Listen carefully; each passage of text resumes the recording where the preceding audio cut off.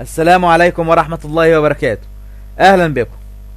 إن شاء الله هذه الحلقة هتكون بعنوان من كتب سفر إشعياء. في المدخل إلى سفر إشعياء للآباء اليسوعيين صفحة 1755 يقول النص: يضم سفر إشعياء مجموعة من 66 فصلا فيها أدلة فكرية وأدبية واضحة على أنها لا تعود إلى زمن واحد، ولا عجب أن يكون لكتاب واحد عدة مؤلفين، ففي العهد القديم أسفار أخرى تتسم بهذا الطابع الخليط، ولكن في حين أن أسماء مؤلفيها غير معروفة يظهر سفر إشعياء بمظهر كتاب يحمل اسم شخص عاش في زمن معين من تاريخ إسرائيل.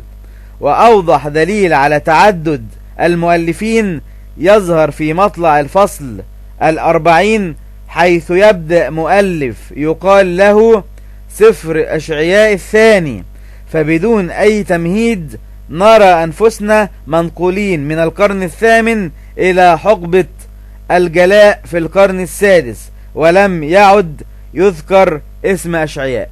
انتهى كلام المدخل إلى سفر إشعياء للآباء اليسوعيين.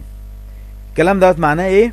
معناه إن الآباء اليسوعيين لا تجد أي غرابة ولا تتعجب من وجود عدة مؤلفين لسفر إشعياء، فبيقولوا بالبنط العريض: لا عجب أن يكون لكتاب واحد عدة مؤلفين.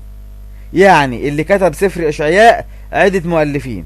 طيب لماذا ينسب إلى إشعياء وحده؟ ليه الكتاب ينسب إلى إشعياء وحده؟ ومن هم أسماء المؤلفين المشتركين مع إشعياء في كتابة السفر؟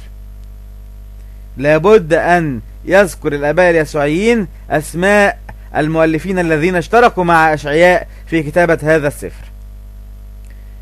نشوف أيضا في المدخل إلى سفر إشعياء للآباء اليسوعيين صفحة 1755 يقول النص: يحسن بنا إذا أن ندرك ما في الكتاب من طابع خليط، وألا نحاول أن نثبت وحدة التأليف إثباتا اصطناعيا.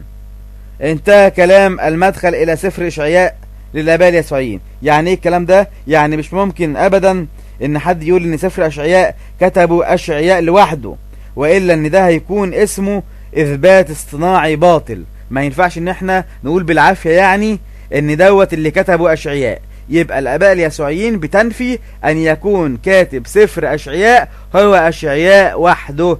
فمن هم المؤلفين الذين اشتركوا مع إشعياء في كتابة سفر إشعياء؟